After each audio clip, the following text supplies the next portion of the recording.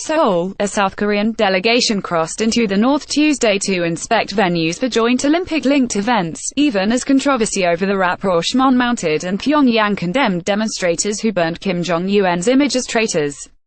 The two Koreas agreed earlier that the North's athletes would attend next month's Pyeongchang Winter Games in the South, form a joint women's ice hockey team and march together at the opening ceremony.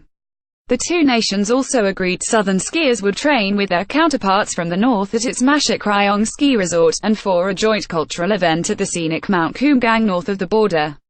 There have since been a flurry of preparatory missions, and the group of 12 Seoul officials are expected to spend 3 days in the North. It is the first visit to the North by Seoul officials for nearly 2 years, according to the South's Yonhap news agency.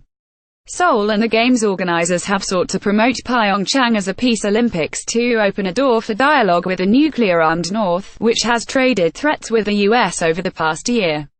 But President Moon Jae-in's peace efforts have drawn pushback at home, as many accuse him of using athletes for political purposes and making too many concessions to his hostile neighbor.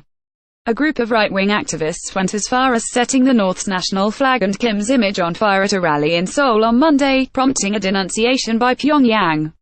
They were traitors and psychopaths whose actions amounted to defaming the dignity of the supreme leadership, said Ri Myong, of the Democratic Front for the Reunification of Korea, which is linked to the authorities in the North.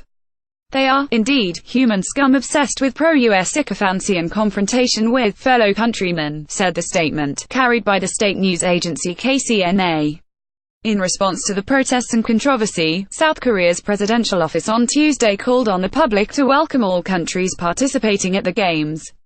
The people have to all work together, presidential spokesman Park Soo-hyun told reporters. Let us welcome the guests as dignified hosts. The Southern delegation's visit began a day after a group of Pyongyang officials ended a rare trip to the South to prepare for planned concerts by the North's artistic troops during the Games, also a part of the Inter-Korea deal.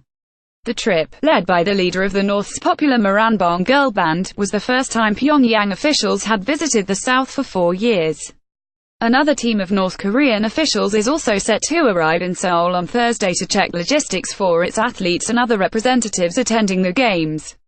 The isolated, impoverished North is under multiple layers of sanctions imposed for a series of nuclear and missile tests it has conducted in violation of UN Security Council resolutions. AFP CC